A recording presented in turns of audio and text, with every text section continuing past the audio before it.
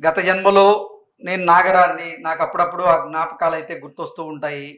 అలాగే ప్రతి పౌర్ణమికి నాకు కుబుసంలాగా వస్తది అంటూ గత ఇంటర్వ్యూలో చెప్పడం జరిగింది. మీరు గూడా ఉన్నారప్పుడు. అవును సార్. ఇప్పుడేమో అసలు భవిత చెప్పేవన్నీ అబద్ధాలు. హ్మ్. అసలు భవిత గత జన్మలో నాగరాణి గాదు. భవితకి ఒకరితో అక్రమ సంబంధం ఉందని.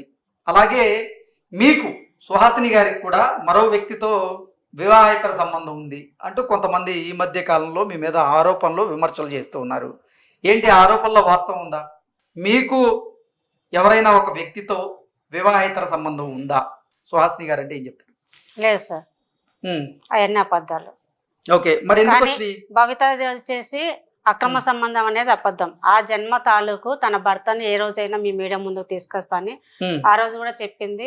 హ్మ్. చెప్పిన ప్రకారంగా కొన్ని 6 నెలల తర్వాత మేము హ్మ్. ఆయనను తీసుకురావడం జరిగింది. అంతేకాని అక్రమ సంబంధము ఇలా ఉంటదని మేము చెప్పలేదు. ఈ హ్మ్. జన్మలో ఆ జన్మకు సంబంధించిన వ్యక్తి హ్మ్.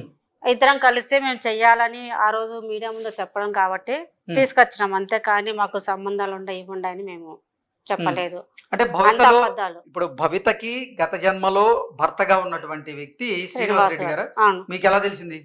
అంటే మన ఛానల్‌లోనే ఒక నంబర్ తీసుకున్నారంట ఆయన. హ్మ్. నంబర్ తీసుకోవడము, ఒకసారి మనం పిలిపించడం, మన ఛానల్ గూడా అక్కడికి గుడి దగ్గరికి రావడం గూడా జరిగింది. హ్మ్. గుడి దగ్గరికొచ్చి ఇంటర్వ్యూ తీసుకోవడం గూడా జరిగింది. ఓకే. ఇంక తర్వాత కొన్ని అంటే కాదమ్మా, మేము నేను అడుగుతుందేంటంటే శ్రీనివాస రెడ్డే గత జన్మలో భవిత అదే భర్త అని చెప్తున్నా. భవిత అది ఎలా సార్. నిర్ధారణ గుర్తుపట్టిందని చేసుకుంది? అవును. అదే చెప్తున్నా సార్. హ్మ్. ఆయన ఫోన్ చేసినప్పుడు మేము మీడియాలో కానీ, బయట ఎవరికీ చెప్పని కొన్ని విషయాలనేది ఆయన చెప్పడం జరిగింది హ్మ్. పాపకి ఓకే. ఫోన్‌లో. ఏం చెప్పారు? అంటే ఆ జన్మలో వీళ్ళిద్దరికి ఏం జరిగినేటి. హ్మ్. అంటే ఇప్పుడు మీకు నాకు ఏదైనా కొన్ని విషయాలు తెలిసి ఉంటాయి. అవి మనకి మధ్యకి తెలుస్తాయి గానీ, మూడో వ్యక్తికి గాని తెలవదు కదా సార్. హ్మ్. అలాగా వాళ్ళిద్దరికీ తెలిసిన విషయాలనేది ఫోన్‌లోనే చెప్పడం జరిగింది. హ్మ్. అది జరిగినప్పుడు తనకెలా తెలుసు ఇవన్నీ? హ్మ్. ఎట్లా చెప్పగలుగుతున్నాడు? ఇతను ఏంటి తెలుసుకోవాలా అని పాప అనింది. ఆయన ఫోటో పంపిస్తా అనింది. హ్మ్. ఆయన ఫోటో పంపించిన తర్వాత ఇతను ఎక్కడో చూసినట్టు నాకు గుర్తుంది. హ్మ్. ఈయన ఏంటి తెలుసుకోవాలా? నా నిజాలు కొన్ని చెప్తున్నాడు. ఇది ఎవ్వరికీ తెలవని విషయాలు. ఆయన ఎట్లా చెప్పగలుగుతున్నాడు? హ్మ్. వెళ్ళాలి మమ్మీ అనింది. ఓకే. భవిత మీరు చెప్పండి. శ్రీనివాస్ రెడ్డే గత జన్మలో మీ భర్త అని మీరు ఎలా నిర్ధారణ చేసుకున్నారు? నిజాన్ని అంటే గనుక ఫస్ట్ ఫోన్ చేసినప్పుడు మాట్లాడని చెప్పింది కదా మమ్మీ గారు. హ్మ్. చెప్పినప్పుడు అక్కడికి వెళ్ళిన తర్వాత ఫస్ట్ అయితే నాకేం చెప్పలేదు. హ్మ్. నేను చెప్పాను కదా ఆల్రెడీ. ఒకవేళ మేము కలిసేటప్పుడు ప్రకృతిలో గల వర్షాలు పడతాయని చెప్పేసి. హ్మ్. ఎగ్జాక్ట్‌లీ మేము ఇక్కడ స్టార్ట్ అయినప్పటి నుంచి అక్కడ ఉన్నంత వరకు మేము ఉన్న డేస్ అయితే వర్షాలు పడ్డాయి. ఎక్కడ? అక్కడ గుంటూరులో. గుంటూరుకి ఎందుకెళ్లారు? అంటే ఇతను పిలిచాడు కదా! హ్మ్. అక్కడ అంటే గనుక బోనాలు చేసేవాళ్ళు అప్పుడంట. హ్మ్. చేస్తుండేటంక అలా ఫంక్షన్‌కి అలా పిలిస్తే గనుక మేము వెళ్ళడం జరిగింది. హ్మ్. అతనే వెహికల్ పెట్టాడు వెళ్ళాము. వెళ్ళిన తర్వాత వచ్చేసి తనేం నాకేం అంటే నేను చెప్పలేదు. అడిగేది ఏంటంటే శ్రీనివాస్ రెడ్డే గత జన్మలో మీ హ్మ్. భర్త అని నిర్ధారణ చేసుకోకుండా మీరు గుంటూరు ఎలా వెళ్తారు? ముందు నాకు డౌట్ వచ్చింది. మా ఇద్దరికి సంబంధించిన విషయాలు ఎవరికీ తెలియని విషయాలే పర్టిక్యులర్‌గా ఇతనికి ఎలా తెలుసు? హ్మ్. ముందు ఏం డౌట్ చెప్పాడు? అంటే మీ ఇద్దరికి మాత్రమే తెలిసిన విషయాలు ఏం చెప్పాడు? ఏంటంటే ఆయన చనిపోయిన విషయం అయితే ఎలా చనిపోయినాం? ఫస్ట్ మేము ఎక్కడ కలిసాం అనేది ఇంకా ఎవరికీ నేను చెప్పలేదు. హ్మ్. ఈ టైంలో ఇక్కడ కలిసామని ఎవరికీ చెప్పలేదు ముందైతే ఇంటర్వ్యూలలో. హ్మ్. అది తను చెప్పడం జరిగింది నాకు. ఎక్కడ కలిసారని చెప్పాడు? ఫస్ట్ అయితే మా పరిచయం అయితే గనక ఒక గొడవతో స్టార్ట్ అయింది. హ్మ్. అంటే మాకు కాదు. అతను నన్ను ఎప్పుడు? సేవ్ చేసా గత జన్మలో ఫస్ట్ జన్మలో. ఓకే. అలా అతను చెప్పేసరికి తర్వాత కూడా ఏంది ఇలా చెప్తున్నాడు ఏంటని తెలుసుకోవడానికి వెళ్తే గనుక కాలికున్న మచ్చ అనేది ఒకటిని కన్ఫర్మ్ చేసుకున్నా. హ్మ్. అరికాలలో ఒక మచ్చ ఉంటదని చెప్పేసి. అంటే అరికాల్లో మచ్చున్నోళ్ళు శ్రీనివాస్ రెడ్డి ఒక్కరే ఉన్నారా ఈ లోకంలో? హ్మ్. మచ్చలు వేరు అది వేరు. హ్మ్. ఆ మచ్చ అనేది దైవతంలో ఉన్న వాళ్ళకి కనిపిస్తదని కూడా నేను ముందు చెప్పాను. హ్మ్. అలాగే వచ్చేసి తను మేమిద్దరం ఎలా ఉండేది అసలు ఏంటనేది కొన్ని కొన్ని చెప్పాడు. హ్మ్. అక్కడ ఏమేమి ఉన్నాయని పర్టికులర్‌గా అతను చెప్పడం వల్ల కొన్ని కొన్ని తెలుసుకోవడం వల్ల మాత్రమే నేను తెలుసుకున్నాను నిజమని. ఓకే. పిచ్చి దానిలాగేమి ఎవరో చెప్పిండ్రు వరకు అందరికి మచ్చలున్నాయంత మాత్రాన అందరూ వాళ్ళు అయిపోరు కదా! హ్మ్. మనకి ఇప్పుడు జన్మలో గత ఏం జన్మలో నేనే జరిగిందనేది నీ భర్తని అంటూ శ్రీనివాస్ రెడ్డి మీకు ఫోటో పంపించినప్పుడు అది ఆ చెప్పలేదు. ఫోటో చూసిన వెంటనే మీకేమనిపించింది? గత జన్మ లేదు. తాలూకు జ్ఞాపకాలు ఏమైనా గుర్తొచ్చాయా? గుర్తు రావడం జరిగింది. అలాగే ఏం గుర్తొచ్చాయి? ఎక్కడో చూసినట్టు గాని, హ్మ్. లేకపోతే అసలకి అంటే బాధగా ఉండడం గాని, చెప్పేది పూర్తిగేనండి. హ్మ్. బాధగా ఉండడం గాని అలా జరిగింది. ఫోటో చూసినప్పుడు ఏదో తెలియని బాధ.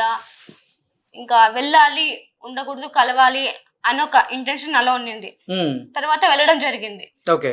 అతను నాకేమి ఎక్కడ నేనే ఇతను అని చెప్పేసి చెప్పలేదు. నీ జన్మ ఆ జన్మలో నీకు నాకు ఇలా బంధం ఉందని ఏదో ఒక్క మ్యాటర్ కూడా నాతో చెప్పలేదు. ఒక నార్మల్ పర్సన్ లాగా నాకు చెప్పాడు, మమ్మీతో మాట్లాడాడు. వెళ్ళిన తర్వాత నేను అడిగిన తర్వాత కూడా తను ఒప్పుకోలేదు కూడా, తనే నేనని చెప్పలేదు. నేను గట్టిగా అడగడం వల్ల నేను కన్ఫర్మ్ చేసుకొని అప్పుడు ఏమేమి జరిగింది, ఇప్పుడు తన బాడీకి నా బాడీకి అసలు ఏంటి అసలు అనేది, అంటే నేను చెప్పాను కదా అతనికి పెయిన్స్ ఉంటాయి నాకు పెయిన్స్ ఉంటాయి అని చెప్పేసి, అవన్నీ నేను తెలుసుకోవడం వల్ల గట్టిగా అడుగుతూ అప్పుడు ఒప్పుకున్నాడు. లేకపోతే అసలు ఒప్పుకున్నటోడే కాదు. ఏమన్నాడు అంటే కనుక నేను హెల్ప్ చేస్తాను కానీ నేను అది ఆ వ్యక్తిని కాదు, నేను ఏదైనా నువ్వు నాగకన్యని ప్రూవ్ చేయాలనుకున్నాను అని చెప్పడం జరిగింది. అంటే ఇప్పుడు నువ్వు గత జన్మలో నువ్వు నాగరానివని శ్రీనివాస్ రెడ్డి నమ్ముతున్నాడా? ఏం చెప్తున్నాడు ఇప్పుడు అతను? అతను ఏం చెప్పలేదు, అమ్మాయి చెప్పిందంటే నిజమే. అప్పుడు మేమిద్దరం ఇదే అని చెప్పేసి బాగా చెప్పాడు. అప్పుడు సంబంధించినట్టు ప్రతిదీ ఇంటర్వ్యూలో చెప్పాడు. చెప్పిన తర్వాత కూడా కొంతమంది కొన్ని క్వశ్చన్స్ అడగడం జరిగింది. వాటికి మేము కరెక్ట్ గా ఆన్సర్ చేయాలని వాళ్ళు అనుకుంటున్నారు.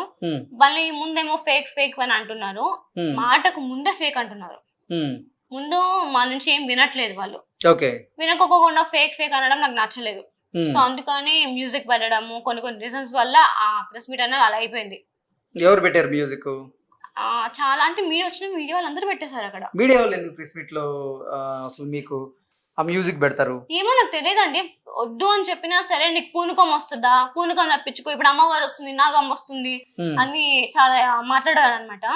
అవన్నీ అని చెప్పేసి నాకు పెట్టద్దు, నాకు చాలా సంబంధించి ఏదైనా మ్యూజిక్ వింటే అంటే నాకు మైండ్ పనిచేయదని చెప్పా. అంటే పెయిన్ ఫుల్ గా పెయిన్ వస్తుంది నాకు మెయిన్ గా. ఆ పెయిన్ నేను భరించలేను, అది తీసుకోలేను కూడా నేను.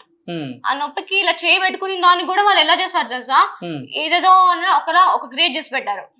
నాకు స్కిన్ మీద నొప్పి వస్తుంది అంటే ఆ నొప్పిని చూపించమని అడిగారు వాళ్ళు. ఓకే.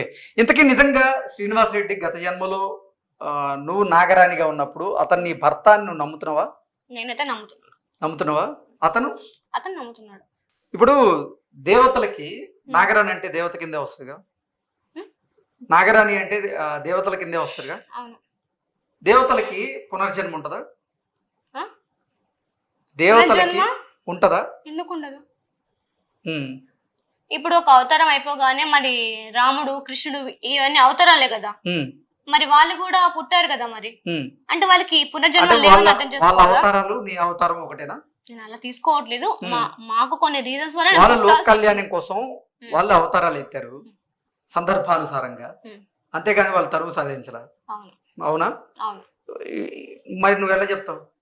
ఏమని? అవతారాన్ని కాదు, కొన్ని రీజన్స్ వల్ల కొన్ని బయట తీసుకురావడానికి మేము పుట్టాము.